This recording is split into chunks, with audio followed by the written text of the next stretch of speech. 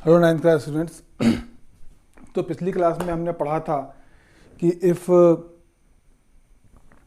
ट्रांसफर्सर intersect two parallel lines then alternate interior angle are equal. ठीक है ना। आज हम उसका कन्वर्स पढ़ रहे हैं। If a transversal intersect two lines such that each pair of alternate interior angles is equal then the two lines are parallel. मतलब आज के थ्योरम में और पिछली क्लास के थ्योरम में ये फ़र्क है कि वहाँ पे क्या था, लाइंस पैरेलल थी तो आपको अल्टरनेट इंटीरियर एंगल्स को इक्वल प्रूफ करना था। यहाँ पे क्या है कि अल्टरनेट इंटीरियर एंगल्स इक्वल हैं, आपको क्या प्रूफ करना है कि लाइंस आर पैरेलल। तो गिवन क्या है, ट्रांसवर्सल पीएस है जो इंटरसेक्ट कर रहा है ए बी और सी डी को क्यू और आर पे, एंगल 1 एंगल 2 के इक्वल है, ये गिवन है। अल्टरनेट इंटीरियर एंगल, एक को छोड़ दो 1, इसको छोड़ा angle 2, 1 is equal to 2 given है। तो आपको प्रूफ करना A B is parallel to C D. तो देखो ये बहुत आसान है, बिल्कुल simple. Angle 1 is equal to angle 3, angle 1 is equal to angle 3। क्यों?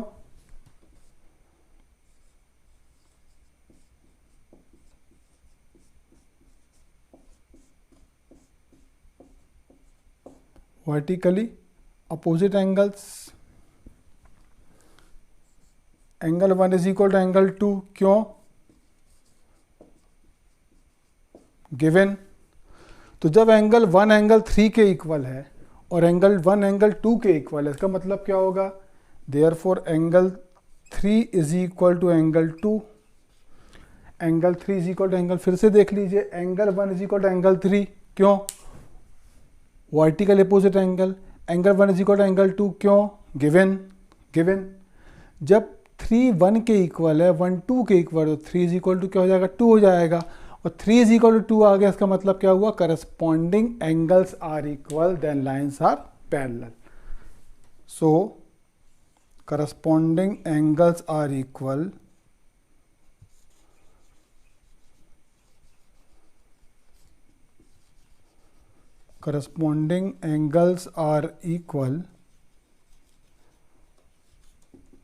therefore AB is parallel to CD। So corresponding angles equal हैं, इसलिए लाइंस क्या होंगी, पैरेलल होंगी। तो ये आपका थ्योरम नंबर 6.3 है। If two transverse intersect two lines and vertically opposite and alternate interior angles are equal, then we have to prove lines are parallel। हमने क्या किया, वर्टिकल अपोजिट एंगल्स को इक्वल बोला, 1 इज इक्वल टू 2 गिवन है, इसलिए 3 is equal to 2 हो गया। जब 3 2 के इक्वल है मतलब corresponding angles are equal, therefore lines are parallel. तो ये आपका थ्योरम नंबर 6.3 हो गया।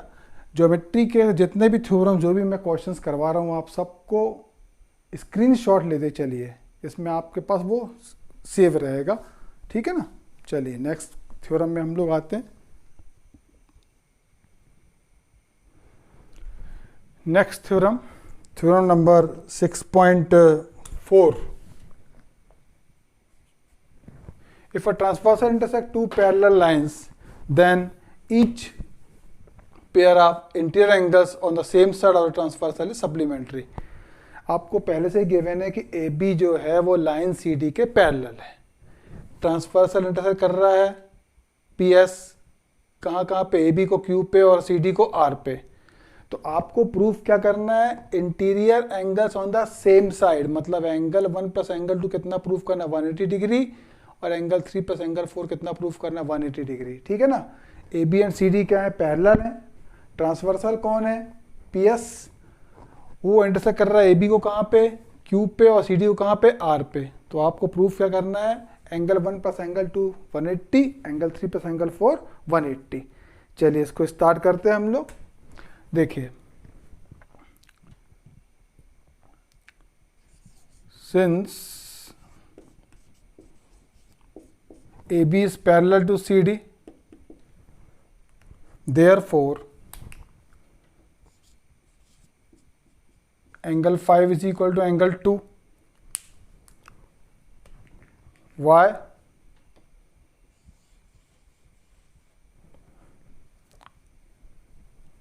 corresponding angles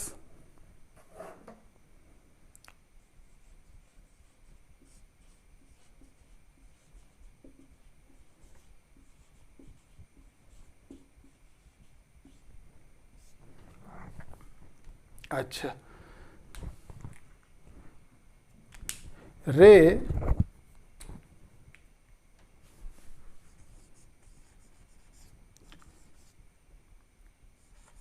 QB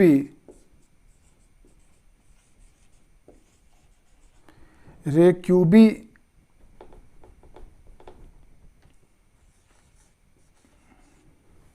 stands on PS, therefore angle 1 plus angle 5 कितना होगा 180 degree. Y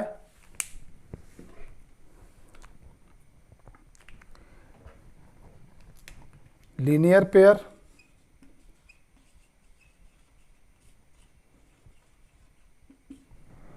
so from 1 and 2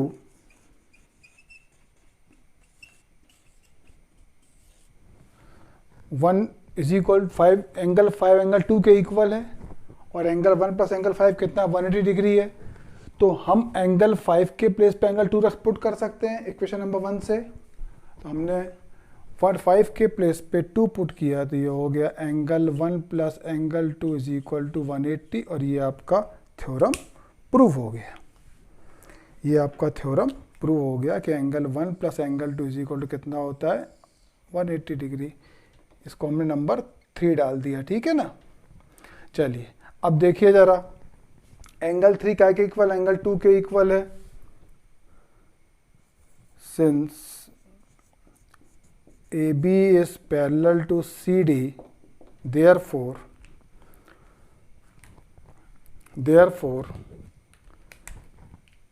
angle 1 is equal to angle 4 and angle 3 is equal to angle 2।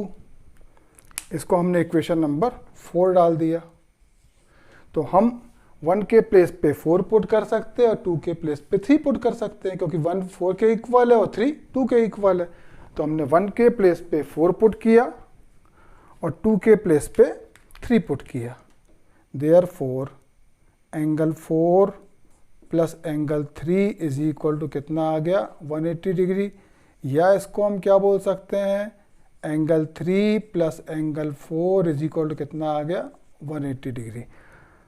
हमको यही proof करना था, है ना। Interior angle on the same side क्या होते हैं सप्लीमेंट्री होते हैं। सप्लीमेंट्री मतलब 180 degree, sum is 180 degree, then angles are supplementary, ठीक है। तो हमने क्या किया बिल्कुल सिंपल कंसेप्ट हमने लिया इसमें। एक हमने कंसेप्ट पहले क्या लगाया since AB is parallel to CD therefore angle 5 is equal to angle 2 होगा। वाई करस्पॉन्डिंग एंगल्स और रे QB स्टैंड्स है काय पे RS पे PS पे। इसका मतलब क्या हुआ एंगल 1 प्लस एंगल 5 कितना होगा 180 डिग्री। लेकिन 5 को तो आपने 2 के इक्वल बोला है तो हम लोग 5 के प्लेस पे क्या लिख देंगे 2 लिख देंगे। तो हमने जब 5 के प्लेस पे 2 लिख दिया तो एंगल 1 प्लस एंगल 2 कितना प्रूव हो गया 180 डिग्री प्रूव हो गया। अब जरा आप ध्यान से देखिए क्योंकि लाइन पैरेलल है मतलब 1 जो होगी वो 4 के इक्वल होगा ऑल्टरनेट इंटीरियर एंगल और 3 जो होगा वो 2 के इक्वल होगा। क्यों? क्योंकि ये क्या है alternate interior angles, alternate interior angles हैं ये। तो ये ऑल्टरनेट इंटीरियर एंगल्स हैं 1 4 के इक्वल है 3 2 के इक्वल है। तो हमने इसमें 1 के प्लेस पे क्या पुट कर दिया 4 और 2 के प्लेस पे क्या पुट कर दिया 3। तो therefore 2 plus 3 plus 4 angle 3 plus angle 4 is equal to कितना आ गया 180 डिग्री, ठीक है ना। मैं आपसे बार-बार बोल रहा हूँ कि ज्योमेट्री है इसलिए आप हर थ्योरम को कंप्लीट होने के बाद उसका स्क्रीनशॉट लेते चलेंगे तो आपके पास इसका सोल्यूशन सेव रहेगा क्योंकि आपकी टेक्स्ट बुक में ये सॉल्व नहीं है, ठीक है ना। चलिए नेक्स्ट थ्योरम में हम लोग आते हैं theorem 6.5। If a transversal intersect two lines such that a pair of interior angles on the same side of transversal is supplementary, then the lines are parallel. आपको ये ऑलरेडी गिवन है। इसके पहले वाले थ्योरम में हमने क्या प्रूव किया था कि lines are parallel then interior angles on the same side of transversal are supplementary. इस बार आपको क्या गिवन है, if a transversal intersect two lines such that a pair of interior angles on the same side of transversal is supplementary. Supplementary already given है, आपको proof करना कि lines क्या है, पैरेलल है। ठीक है ना, मतलब ये हुआ कि A B and C D are two lines, P S transversal, P S intersect at Q and R आपको, और साथ में एंगल 1 प्लस एंगल 2 कितना दिया है, 180 गिवन है। तो आपको प्रूफ करना है angle line A B is parallel to C D. Transversal P S intersect कर रहा है ए बी और सी डी को। इंटीरियर एंगल सप्लीमेंट्री का मतलब क्या हुआ कि एंगल 1 प्लस एंगल 2 कितना 180 डिग्री है। तो आपको प्रूफ क्या करना है कि line A B parallel to C D है। ठीक है ना, तो हमने इसको लिया, देखिए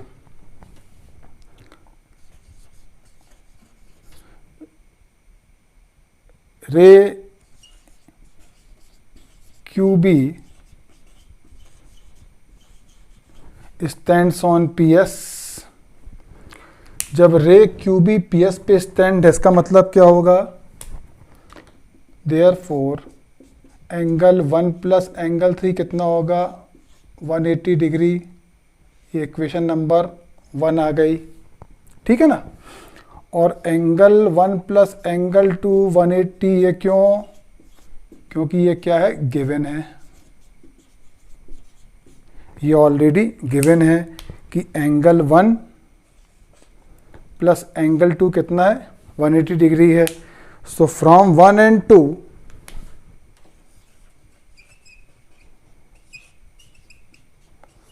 फ्रॉम 1 एंड 2 जब दोनों का राइट इक्वल है, मतलब लेफ्ट हैंड साइड भी इक्वल होगा। So angle 1 plus angle 2 is equal to angle 1 plus angle 4। Angle 1 cancel हो गया, कितना आ गया, angle 2 is equal to angle 3।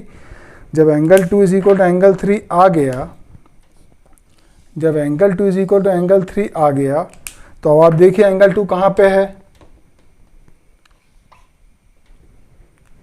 ये एंगल 2 है, एंगल 3 है। जब एंगल 2 एंगल 3 के इक्वल आ गया, मतलब क्या हुआ, corresponding angles are equal, therefore lines are parallel. Therefore corresponding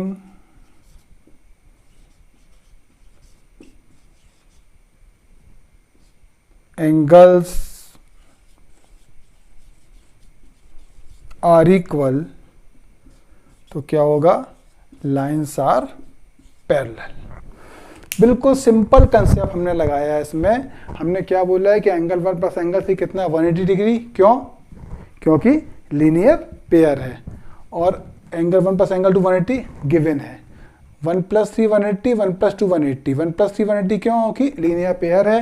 1 plus 2 180 क्यों, कि गिवन है। इन दोनों इक्वेशन से क्या हुआ, जब इक्वेट करोगे तो एंगल 1 कैंसिल हो जाएगा, angle 2 is equal to angle 3, corresponding angles are equal, therefore lines are parallel. ठीक है ना, आप हर थ्योरम की स्क्रीनशॉट जरूर लेते जाइए, जिसमें आपके पास हर थ्योरम का सोल्यूशन सेव रहे। ठीक है ना, इसको ध्यान रखिए। चलिए नेक्स्ट थ्योरम में आते हैं हम लोग। Now next theorem, lines which are parallel to same line are parallel to each other. A B and E F are two lines, A B भी सी डी के पैरेलल है और ई एफ भी सी डी के parallel है, ये given है। तो हमको प्रूफ करना है कि ए बी ई एफ के पैरेलल है। ठीक है ना, ए बी सी डी के ऑलरेडी पैरेलल है और E F already C D के पैरेलल है। आपको प्रूफ क्या करना है कि A B is parallel to C D. ठीक है, तो हमने बोला कि since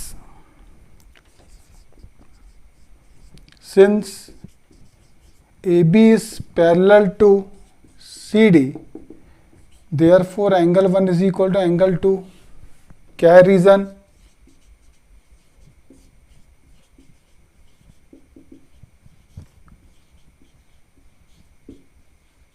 corresponding angles and EF is parallel to CD, therefore angle 2 is equal to angle 2। या angle 2 is equal to angle 3। क्या है reason? Corresponding angles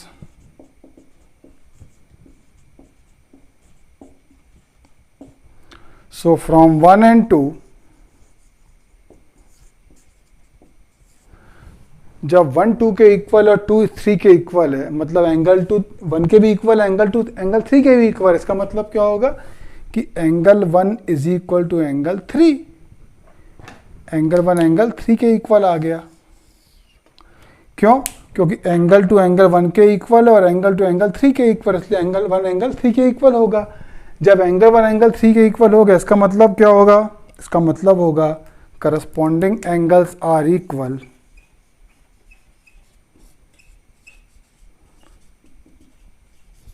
corresponding angles are equal, therefore AB is parallel to EF, hence proved। AB CD के parallel है तो angle 1 angle 2 के equal होगा। EF CD के parallel है, एंगल 2 का एंगल 3 के इक्वल होगा। जब एंगल 1 एंगल 2 के इक्वल है और यही एंगल 2 एंगल 3 के इक्वल है, मतलब angle 1 is equal to angle 3 हो जाएगा। जब एंगल 1 एंगल 3 के इक्वल होगा, इसका मतलब क्या हुआ?